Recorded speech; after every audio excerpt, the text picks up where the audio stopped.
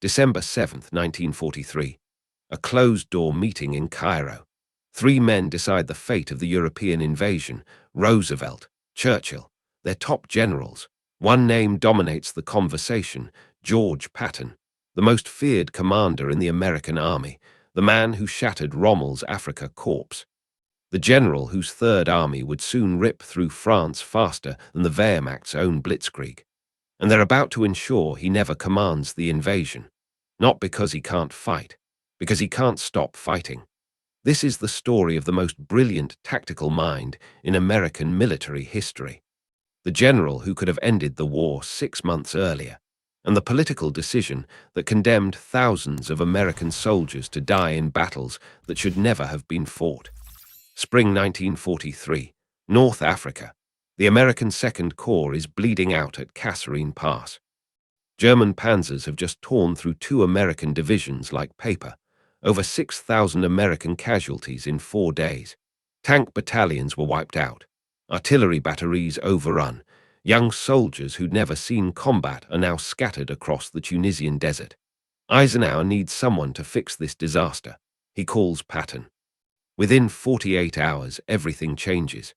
Patton arrives wearing polished cavalry boots, twin revolvers, and a scowl that could crack concrete. He walks through the command post, sees officers without helmets, soldiers without shaves, guards without weapons. He goes nuclear. "You're not fighting a war," he tells them. "You're on a goddamn camping trip." He issues one order: everyone wears a helmet, everyone carries a weapon, everyone salutes, everyone shaves, no exceptions. Soldiers think he's insane. They call him old blood and guts. Behind his back, they mutter, "Yeah, our blood, his guts." But something shifts. The Second Corps stops retreating. They dig in, they train, they drill, morning runs, night maneuvers, live fire exercises with artillery screaming overhead. 3 weeks later, Patton launches his counteroffensive. The same units that broke at Kasserine now smash through German defensive lines at El Geta. American tanks hunt panzers across the open desert. Artillery pounds German positions into dust. Infantry advances with discipline that would make Prussian officers jealous. Rommel himself warns Berlin, "The Americans have learned." Back in Washington, Marshall reads the after-action reports. Patton's Second Corps has killed or captured over 30,000 enemy soldiers, destroyed 250 tanks, liberated 15 towns, all in 6 weeks. The numbers are undeniable. So is the problem. Because while Patton is crushing the Germans, he's also alienating every Allied commander in the theater. British generals hate him. Montgomery refuses to coordinate. Even Eisenhower, who chose Patton for the job, is getting complaints. Not about his tactics, about his mouth. Patton tells reporters the British are too slow, calls Montgomery a coward to his face, suggests Americans should take all objectives and let the British guard the supply dumps. Churchill personally complains to Roosevelt, and Roosevelt sees the future. This man will win battles. He will also destroy the alliance. The president faces an impossible choice: give supreme command to the general who can beat the Germans fastest, or give it to someone who can keep Churchill from walking away. Military genius or political survival. He can't have both. Like it or not, smash that like button right now. It keeps stories like this alive, and you're about to see just how expensive this decision becomes. The general nobody wanted in charge, June 1943. Allied headquarters, Algiers. Marshall flies in from Washington for one reason: finalize the command structure for the invasion of France. The shortlist has 3 names: Marshall himself, Eisenhower, Patton. Marshall is the obvious choice, Chief of Staff of the Army. The architect of American mobilization. The man who transformed the United States from 200,000 peacetime soldiers to 8 million combat troops in 3 years. But Roosevelt says no. Not because Marshall can't do it, because Marshall can't leave Washington. Someone has to coordinate the Pacific Theater. Someone has to manage war production. Someone has to keep Congress from tearing apart military appropriations. Only Marshall can do that. Eisenhower is next in line. West Point, 1915. Good student, no combat experience. Spent World War I training tank crews in Pennsylvania while other officers earned medals in France. Between the wars, he served as a staff officer, executive assistant, strategic planner, the kind of officer who writes memos, not battle orders. His entire combat command experience before World War II, 0 days. Then North Africa happens. Eisenhower doesn't win it through tactical brilliance. He wins it through something more valuable. He keeps the coalition together. When British generals demand more supplies, Eisenhower negotiates. When American commanders want independent operations, Eisenhower compromises. When Montgomery throws tantrums about command authority, Eisenhower listens. He's not the best military mind in the room. He's the only one everyone can tolerate. Marshall sees it. Roosevelt sees it. Patton sees it too, and it infuriates him. Patton's third on the list for one reason. Nobody trusts him to command anything larger than an army. His record should make him untouchable. Cavalry officer, tank warfare pioneer. Studied under French commanders at the Battle of Cambrai. Designed American armored doctrine. Led the first American tank units in World War I, personally commanding them under fire. Between the wars, while Eisenhower pushed papers, Patton revolutionized mechanized warfare. He predicted everything: combined arms operations, air-ground coordination, and rapid exploitation tactics. He wrote the manual on armored breakthrough, literally. War as I Knew It becomes required reading at every major military academy. By 1943, he's proven his theories in blood. Sicily, August 1943. Eisenhower gives Patton the 7th Army. Montgomery gets the 8th. The plan: Montgomery drives up the east coast to Messina while Patton protects his flank. Patton reads the orders and sees red. Protect his flank, he tells his staff. I'll show that son of a bitch what an American army can do. The race is on. Montgomery advances slowly, methodically, by the book, fighting for every town, consolidating every position, waiting for supplies. Patton ignores the plan entirely. He sends armored columns racing up the western coast. Paratroopers seize key bridges. Rangers infiltrate mountain passes. His army moves 30 miles a day through terrain the British said was impassable. Montgomery's still 50 miles from Messina when Patton's tanks roll into the city. He personally stands on the dock, waiting. When Montgomery arrives hours later, Patton smiles. What took you so long? The British go ballistic. Montgomery files formal complaints. Churchill demands that Patton be reprimanded. Eisenhower does nothing, because the results speak louder than the politics. Patton conquered western Sicily in 38 days with 2,237 American casualties. Montgomery took 38 days to advance 100 miles with over 11,000 British casualties. The numbers are devastating, and they create an impossible problem. Because everyone, Marshall, Roosevelt, Churchill, even Eisenhower, knows the truth. Patton's the best combat commander in the entire Allied force. They also know he can never be supreme commander, not after what happens next. The slap that changed everything. August 10th, 1943. Evacuation Hospital, Sicily. Patton's touring field hospitals, standard morale visit. He walks through rows of wounded soldiers, shaking hands, giving encouragement. Then he reaches Private Charles Cool, 21 years old, sitting on a cot, no visible wounds, shaking. Patton asks what's wrong. I guess I can't take it, sir, Cool says. Combat fatigue, shell shock, what we'd now call PTSD. Patton explodes. You're a goddamn coward, he screams. He slaps Cool across the face. Once, twice. You're a disgrace to the army. I won't have cowards in my command. He pulls his revolver, waves it at Cool. Medical staff have to physically restrain him. Get this yellow bastard out of here, Patton shouts. Send him back to the front. 1 week later it happens again. Different hospital. Private Paul Bennett. Same diagnosis. Combat fatigue. Patton slaps him too, harder this time. Bennett's helmet liner flies off. Your nerves, hell, Patton yells. You're just a goddamn coward. This time medical officers report it immediately. The news reaches Eisenhower within 24 hours. He reads the reports in his office, closes the file. sits in silence for 10 minutes. Then he makes the call that saves Patton's career and condemns thousands of Americans to die. Eisenhower could court-martial Patton, remove him from command, send him home in disgrace. The regulations are clear. Striking subordinates is grounds for immediate dismissal. But Eisenhower doesn't pull the trigger. Instead, he buries it, orders Patton to apologize privately, makes him address each division personally, tells him to visit the two soldiers and make amends. Patton does it, hates every second, but he does it. The story leaks anyway. Radio journalist Drew Pearson breaks it stateside in November. The American public goes nuclear. Newspapers demand that Patton be court-martialed. Senators call for his resignation. Letters flood the War Department. How can we trust a general who attacks his own men? But by then, Eisenhower's already made his calculation. He needs Patton for France. Nobody else can drive armored divisions the way Patton does. Nobody else combines speed with aggression with tactical intuition. Nobody else scares German commanders the way Patton's name alone scares them. So Eisenhower makes a choice.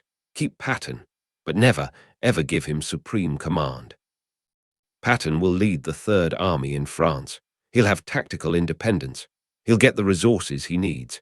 But he'll answer to Bradley, who answers to Montgomery, who answers to Eisenhower. 3 layers of command between Patton and the actual strategic authority. Patton knows exactly what it means. "They're using me like a show horse," he writes in his diary. "Wind me up, point me at the enemy, keep me on a short leash." He's not wrong, because Eisenhower, Marshall, and Roosevelt all see the same thing: Patton's a weapon. The most powerful weapon in the American arsenal. But weapons don't make strategic decisions.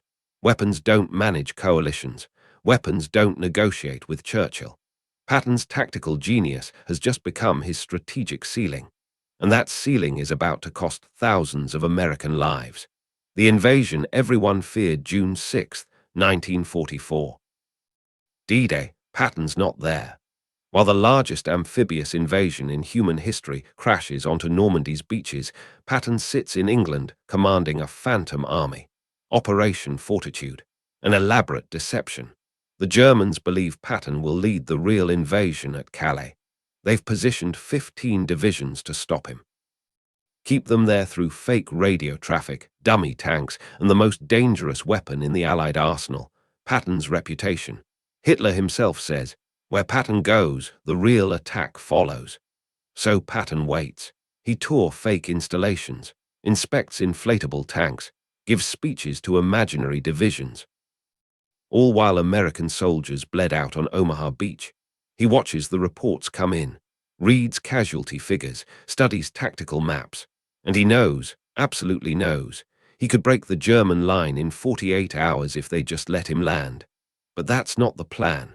The plan is Eisenhower's, Montgomery's, Bradley's. Careful, methodical, by the book, build up an overwhelming force, establish secure supply lines, advance only when success is certain. It's the opposite of everything Patton believes. July 1st. Patton finally lands in France, takes command of the Third Army, 8 divisions, 200,000 men, 4,000 tanks. His orders break out from Normandy, drive east, liberate Brittany. Simple, clear, exactly the kind of mission Patton built for, except Bradley adds one more instruction: coordinate with Montgomery, don't advance faster than he can support. Patton reads it, crumples the paper, throws it in the trash. "Watch me," he says. July 25th. Operation Cobra begins. American bombers carpet-bomb German defensive positions, 2,500 aircraft, 4,700 tons of explosives. The earth literally shakes for 20 miles. When the smoke clears, Patton's tanks are already moving. The Third Army punches through the German line like it's not even there. First day, 15 miles. Second day, 25 miles. Third day, 40 miles. German commanders panic. They've never seen an army move this fast. Entire divisions get encircled before they can retreat. Supply columns get overrun before they know Americans are in the area. By August 1st, Patton's 100 miles past the breakthrough point. Bradley orders him to stop. "You're moving too fast," Bradley says over the radio. Montgomery can't keep pace. Patton responds, so tell Montgomery to move faster. But Bradley's not joking. The orders are clear: halt, consolidate. Wait for the British to catch up. Patton stares at the map. His lead elements are 30 miles from the Falaise Gap. If he closes it, he'll trap 100,000 German soldiers, 2 entire armies, the bulk of Germany's Western forces. It's the opportunity of the war. All he needs is 48 hours. Bradley says no. Direct order. Stand down. Patton considers disobeying. His staff knows he's considering it. They see him calculating, how far could we get before they relieve me of command? But he's learned his lesson from Sicily. He obeys, stops the advance. Watches German divisions escape through the gap. Later, historians estimate between 20,000 and 50,000 German soldiers escape the Falaise pocket.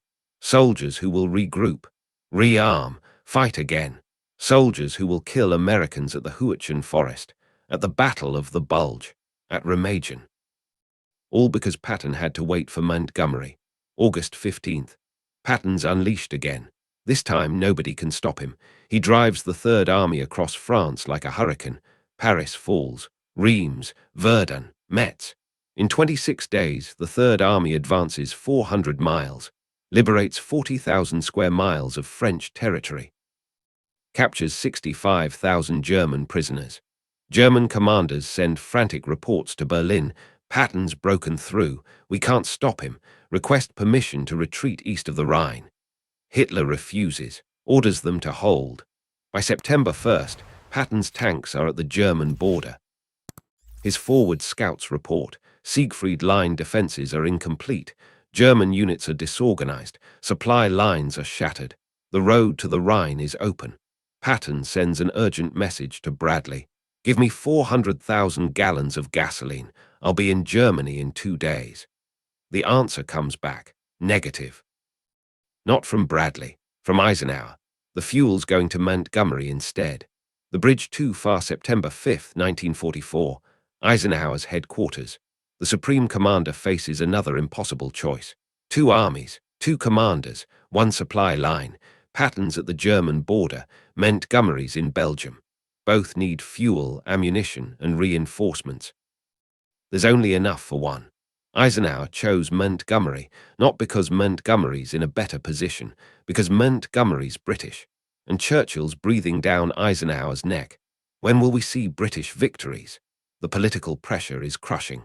Roosevelt's worried about post-war relationships. Marshall's worried about coalition unity. Eisenhower's worried about keeping his job. So he approves Montgomery's plan, Operation Market Garden, the largest airborne operation in history. Drop 35,000 paratroopers to seize bridges across Holland. Create a corridor into Germany. End the war by Christmas. Montgomery promises it's a sure thing. 90% chance of success, he tells Eisenhower. Patton reads the intelligence reports, sees what Montgomery's missing. 2 SS Panzer divisions are refitting near Arnhem, exactly where Montgomery wants to drop paratroopers. Patton tries to warn Bradley. This is suicide. Montgomery's going to get those boys killed. Bradley tells him to stand down. September 17th. Market Garden launches. For 6 days, it's exactly as disastrous as Patton predicted. British paratroopers get slaughtered at Arnhem Bridge. Out of 10,000 men dropped, only 2,000 escaped. The rest are killed or captured. The operation fails. Cost: 17,000 Allied casualties. 4 months of momentum. Irreplaceable veteran airborne units destroyed. Meanwhile, Patton sits 100 miles south with dry fuel tanks. His Third Army hasn't moved in 3 weeks. Soldiers scavenge gasoline from disabled vehicles. Tanks sit idle while maintenance crews perform repairs they can't finish because there's no fuel to test the engines. Patton walks through his camps, talks to soldiers. They know, everyone knows, they're winning. Germans are retreating. The war could be over, but they're sitting here, waiting. Montgomery wastes resources on a doomed operation. One sergeant asks Patton, "Sir, why aren't we moving?" Patton doesn't have a good answer. What's he supposed to say? because keeping Churchill happy is more important than keeping you alive. He just says, "Orders, we follow orders." But the cost keeps mounting. September becomes October. October becomes November. The German army gets 4 months to rebuild, reorganize, prepare defenses. They use it brilliantly. The Siegfried Line gets reinforced. Artillery positions hardened. Infantry divisions filled with fresh replacements. By December, the Wehrmacht's ready to fight again. And Patton's about to pay the price for Eisenhower's political calculations. The storm nobody saw coming December 16, 1944, 5:30 a.m. The Ardennes forest erupts in fire. 2,000 German artillery pieces open fire simultaneously across an 85-mile front. The barrage lasts 90 minutes. Entire American battalions disappear in the first 20 minutes. Then the tanks come. 3 German armies, 30 divisions, 410,000 soldiers, 1,400 tanks. Hitler threw everything at one desperate gamble: punch through American lines, capture Antwerp, and split the Allied armies in half. The Battle of the Bulge has begun. And American forces are caught completely unprepared. VII Corps takes the full impact. 4 divisions spread across 85 miles of forest. No reserves. Minimal artillery support. Commanders who believed the Germans were finished. Within 24 hours, German panzers are 20 miles past the front line. 2 entire American regiments get surrounded. 7,000 soldiers trapped with no way out. At the town of Bastogne, the 101st Airborne gets encircled by 3 German divisions. They're cut off. Low on ammunition. No winter gear. Temperatures are dropping below freezing. The Germans sent a surrender ultimatum. Acting Commander Brigadier General McAuliffe sends back one word: nuts. But bravery doesn't stop panzers. December 18th, Eisenhower calls an emergency meeting.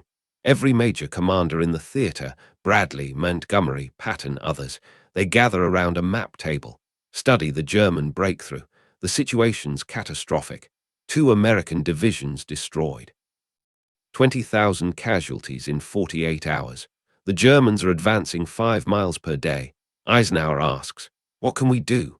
Montgomery says it'll take a week to organize a counterattack, maybe 2 weeks. The Germans have momentum. The weather's terrible. Snow, fog, ice everywhere. Bradley agrees. Says his forces are disorganized, need time to regroup. Then Patton speaks. "I can attack in 48 hours. The room goes silent. Everyone turns to look at him. They think he's joking or crazy. Montgomery actually laughs. "Attack, George, you're 100 miles away, in the middle of winter. Your entire army's pointed east, not north." "I know where my army is," Patton says, "and I know I can pivot 3 divisions north and attack in 2 days. Eisenhower asks, "How?" "Because I saw this coming," Patton says, and he had. 3 weeks earlier, Patton studied German dispositions, saw panzer divisions moving west, noticed fuel stockpiles being established. He told Bradley, "They're planning something in the Ardennes." Bradley dismissed it. The Germans are beaten, they don't have the strength. But Patton prepared anyway. He ordered his staff to develop contingency plans, 3 different scenarios. Each one involved the Third Army pivoting 90 degrees north on short notice. Routes mapped, supply points prepositioned, division commanders briefed, just in case. Now, sitting in Eisenhower's headquarters, Patton pulls out the plans. "Give the order," he says. "I'll have 3 divisions attacking north within 48 hours. Give me a week, and I'll have 6 divisions at Bastogne." Montgomery's still skeptical. "It's impossible. You can't move 250,000 men that fast in winter." Patton looks at him. "Watch me." Eisenhower makes the call. "Do it," he tells Patton. "Relieve Bastogne, whatever it takes." December 22nd. The Third Army pivots north. It's the largest military maneuver of the entire war. 6 divisions, 133,000 soldiers, 11,000 vehicles. They're moving through blizzards, ice storms, roads that haven't seen maintenance in years. And they're doing it in 3 days instead of the 2 weeks Montgomery said it would take. Patton's everywhere. He's on the radio coordinating logistics. He's visiting forward units, checking morale. He's standing on ridgelines watching columns move. At one point, his jeep gets stuck in a snowdrift. He jumps out, grabs a shovel, starts digging alongside privates who don't recognize him until someone yells, "That's General Patton." One kid asks, "Sir, shouldn't you be at headquarters?" Patton keeps digging. "I'll be at headquarters when you boys are moving. Now dig faster." December 26th. Lead elements of the 4th Armored Division reach Bastogne. The encirclement is broken. The 101st Airborne is saved. German commanders are stunned. They'd counted on 3 weeks before American reinforcements arrived. Patton did it in 10 days. And he's not stopping. January 1945. Patton's Third Army drives into the Bulge. Bitter fighting. German units defending every village, every crossroads, every hill. But the momentum's shifted. American forces push the Germans back, mile by mile, town by town. By late January, the Bulge is closed. The offensive cost the United States 80,000 casualties, 19,000 dead, but it could have been worse.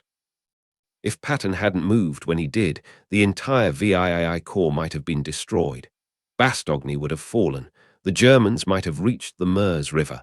After the battle, Eisenhower tells Bradley, "Patton saved us." Bradley agrees, but neither of them addresses the real question. Why was the Ardennes so lightly defended in the first place? The decision that killed thousands, November 1944. 1 month before the Bulge. Intelligence reports land on Eisenhower's desk. Signals intercepts indicate German forces massing in the Eifel region. Fuel dumps are being stockpiled. Panzer divisions pulled from other fronts. Ultra decrypts confirm the Germans are planning something. Patton reads the same reports, comes to the same conclusion. He requests permission to strengthen the Ardennes sector, pull back 1 armored division from offensive operations, establish a mobile reserve. Bradley denies the request. Why? Because Montgomery is launching an offensive in the north. All available forces are committed. Patton argues, "We're spread too thin. If the Germans hit us in the Ardennes, we'll break." The Germans don't have the capability, Bradley says, but Patton knows better. He's been fighting Germans for 2 years. Studied Prussian military doctrine, knows what they're capable of when desperate. Desperate men do dangerous things, he tells his staff. He's right. And on December 16th, when those 2,000 artillery pieces open fire, the consequences of Eisenhower's decisions become brutally clear. The Ardennes sector was held by 4 divisions. Should have been 8, no mobile reserves. Should have been 2 armored divisions in reserve. No contingency plans. Should have been multiple fallback positions prepared. The defensive plan assumed the Germans were beaten, but they weren't beaten. They were waiting. And 19,000 Americans died because Eisenhower prioritized Montgomery's failed offensive over Patton's defensive preparations. After the battle, military analysts study what happened. They conclude, if Patton's recommendations had been followed, the German offensive would have been contained within 72 hours with minimal American casualties. Instead, it became the bloodiest single battle Americans fought in Western Europe. Marshall reads the reports, doesn't say anything publicly, but privately he tells Eisenhower, "Patton was right." Those 3 words summarize the entire problem. Patton's almost always right about combat decisions. But being right doesn't matter when you're not in charge. And Patton's never going to be in charge. Not after Sicily. Not after the slapping incidents. Not after 100 smaller political disasters. His tactical brilliance has become strategically irrelevant because strategy isn't just about winning battles. It's about maintaining alliances, managing egos, keeping Churchill happy. And Patton's terrible at all of it. February 1945. The Third Army crosses the Rhine, first American army to do so. Patton calls Eisenhower from a phone booth on the eastern bank. "I'm calling from Germany," he says. "Want to know something? I haven't lost a man." He'd crossed at night, no preparatory bombardment. Engineers threw up a pontoon bridge in the darkness. The entire division crossed before the Germans realized what was happening. It's vintage Patton. Bold, unexpected, brilliant. Eisenhower congratulates him, then orders him to halt, again, because Montgomery is planning his own Rhine crossing. Elaborate operation, 3 weeks off preparation, massive air support, maximum press coverage. Churchill will be there personally, and Eisenhower can't let Patton steal Montgomery's thunder. So the Third Army waits for 3 weeks. While Montgomery prepares his set-piece battle, Patton sits on the eastern bank with 6 divisions ready to drive into Germany. His forward reconnaissance reports German defenses are collapsing. Roads to Berlin are open. Fuel supplies are adequate. "I can be in Berlin in 10 days, he tells Bradley. Bradley says no, orders haven't changed. Patton writes in his diary, "They're going to let the Russians take Berlin for political reasons, because we're afraid of offending Stalin."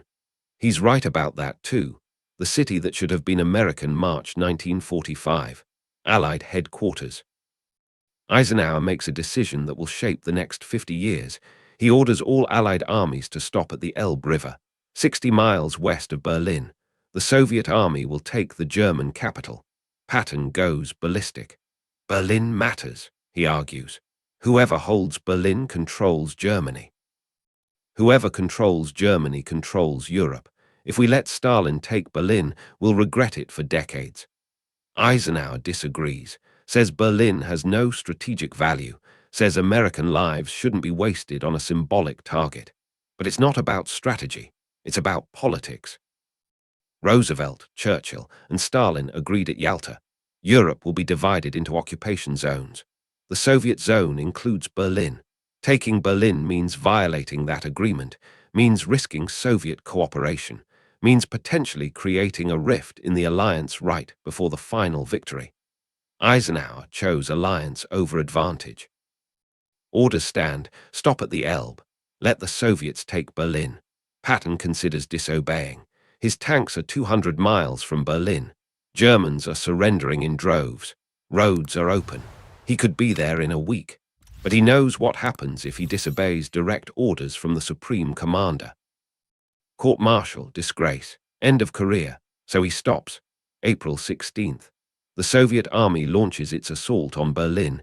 80,000 Soviet soldiers die taking the city. The Wehrmacht fights to the last man, every street, every building, every room. By the time Soviet flags fly over the Reichstag, Berlin is rubble. Patton watches from 60 miles west, knows American forces could have taken it faster, cleaner, with fewer casualties. But that was never the option on the table, because the decision wasn't military, it was political, and Patton's political value is exactly 0. May 8, 1945. Germany surrenders. The war in Europe is over. Patton's Third Army has captured 956,000 enemy soldiers, inflicted 500,000 casualties, liberated 81,000 square miles, fought across France, Belgium, Luxembourg, Germany, Austria, and Czechoslovakia. His name terrifies German soldiers more than Allied bombers. When captured Wehrmacht officers are asked who they feared most, they say Patton more than any other Allied commander. But when victory medals are distributed, Patton stands behind Eisenhower, Bradley, and Montgomery. When newspapers write about the liberation of Europe, they credit coalition leadership. When historians later assess the war, they focus on Eisenhower's diplomatic skills. Patton becomes a footnote, a tactical genius whose greatest victories were never allowed to happen because he was too dangerous to command, not dangerous to the enemy, dangerous to the alliance. The general who saw tomorrow, June 1945. Bavaria. Patton was appointed military governor. Administrative role, peacetime duty. He lasts 3 months. The problem, denazification. Allied policy is clear. Remove all Nazi party members from positions of authority. No exceptions. Patton thinks it's insane. You can't run Germany without Germans, he argues. Most of the competent administrators were party members. If we fire them all, the country collapses. He starts making exceptions, keeps Nazi bureaucrats in positions, says they're necessary for basic services. The press finds out. Headlines explode. Patton employs Nazis. Eisenhower orders him to stop. Patton refuses. I'm trying to prevent chaos, he says. You want me to let Germans starve because they joined the wrong party. But it's not just about denazification. Patton's also talking about the Soviet Union. In press conferences, private meetings, anywhere someone will listen, he's saying the same thing: we beat the wrong enemy. He argues Americans should push east, force Stalin back, prevent Soviet domination of Eastern Europe. We'll have to fight them eventually, he says. Better to do it now while our army's mobilized. It's career suicide. Marshall warns him, shut up. Eisenhower warns him, shut up. Bradley warns him, shut up. Patton keeps talking. September 1945. Eisenhower relieves him. No ceremony, no honors, just a quiet transfer to a different command. Patton's response: I guess I'm just too old-fashioned. I believe in fighting wars to win them, not to make friends. 3 months later, on December 9, 1945, Patton was in a car accident near Mannheim. Neck broken, paralyzed from the neck down. He dies 12 days later, never recovers. Never makes it home. He's 60 years old. Eisenhower attends the funeral, so does Bradley. Marshall sends a wreath. None of them mentions what everyone knows. Patton was right about Berlin, right about the Soviets, right about the Cold War. He saw it coming, tried to prevent it. Got sidelined for being too aggressive. The irony is crushing. The general they wouldn't trust with supreme command predicted exactly what the next 50 years would look like. While Eisenhower prioritized maintaining the alliance, Patton was already planning for the next war. While Montgomery wasted resources on Market Garden, Patton was warning about Soviet expansion. While Bradley coordinated egos, Patton was thinking 10 years ahead. But none of it mattered, because in coalition warfare, diplomatic skills matter more than combat genius. Political reliability matters more than tactical brilliance. Keeping Churchill happy matters more than American lives. That's the calculation Roosevelt, Marshall, and Eisenhower made. Keep the alliance together, even if it costs battles, even if it costs lives. And maybe they were right. Maybe the alternative, Patton in supreme command, would have shattered the coalition. Maybe Montgomery would have refused to cooperate. Maybe Churchill would have pulled British forces. Maybe the invasion fails entirely. Or maybe, just maybe, Patton could have ended the war in 1944.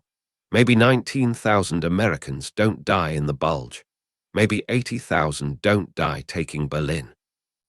Maybe the Iron Curtain falls 500 miles further east. We'll never know, because the decision was made in Cairo in December 1943, when 3 men chose alliance over excellence, when they decided the best combat commander in American history was too dangerous to lead. What they lost. The numbers tell the story. After Patton's Third Army landed in France, it fought for 281 days, advanced 600 miles, liberated 12,000 towns, captured 4 million enemy soldiers. Average advance, 2 miles per day. For every day, Patton was allowed to move. But he wasn't allowed to move every day. He was halted at Falaise, halted for Montgomery's fuel, halted at the Rhine, halted before Berlin. Add up the delays, roughly 90 days. In those 90 days, at Patton's average pace, the Third Army could have advanced another 190 miles. Enough to close the Falaise Gap before the Germans escaped. Enough to reach Berlin before the Soviets. Enough to end the war in 1944. Military historians play the what-if game. What if Patton had supreme command? What if Eisenhower answered him instead of the reverse? What if coalition politics didn't matter? The consensus, the war ends 6 months earlier. 150,000 fewer Allied casualties. Soviet armies stop 300 miles further east. Poland stays independent. Hungary stays independent. Czechoslovakia stays independent. The Cold War never happened, or happens differently. Or happens on terms more favorable to the West. All of it speculation, but based on one undeniable fact: Patton won faster than anyone else. Every single time he was allowed to fight his way, he won faster. And every single time politics intervened, Americans died. That's not speculation. That's history. The Battle of the Bulge happened because Eisenhower stripped the Ardennes to support Montgomery's offensive. Market Garden fails because Montgomery's ego matters more than intelligence reports. Berlin falls to the Soviets because Roosevelt wants to preserve the Yalta agreements. Each decision costs American lives. Each decision prioritizes politics over combat effectiveness. Each decision is the opposite of what Patton would have done. But Patton was never going to make those decisions, because Supreme Command wasn't about who could win battles. It was about who could manage Churchill's ego, Stalin's paranoia, Montgomery's ambition. Eisenhower could do that. Patton couldn't, or wouldn't. And that's why one man ended the war as Supreme Commander, celebrated across 2 continents, while the other died in a hospital bed in Germany, paralyzed and forgotten. Not because one was more brilliant, because one was more political. History remembers Eisenhower as the architect of Allied victory, but the soldiers who fought under Patton remember something different. They remember a general who led from the front, who moved faster than anyone thought possible, who won when everyone said winning was impossible. They remember a commander who valued American lives more than British sensibilities, who cared more about ending the war than preserving peacetime alliances, who would have traded every diplomatic success for one fewer American casualty. They remember the general who should have been the supreme commander. And they remember the thousands of men who died because he wasn't. That's the real story of George Patton, not the version Hollywood tells, not the legend of ivory-handled revolvers and profanity-laced speeches, but the story of a man who saw the war more clearly than anyone else in Allied command, who knew how to win it faster, who tried to tell them, and who was silenced because winning fast mattered less than winning together. Roosevelt made his choice in Cairo. Marshall and Eisenhower enforced it in Europe, and 19,000 Americans paid for it in the Ardennes. That's not opinion, that's arithmetic. So next time someone tells you Eisenhower won World War II, remember this: he kept the alliance together, but Patton would have ended it faster. And because of you, because you watched, because you listened, because you remembered, George S. Patton and the soldiers who died waiting for political permission to win will never be forgotten. Where are you watching from? And if you could change one decision in World War II, what would it be?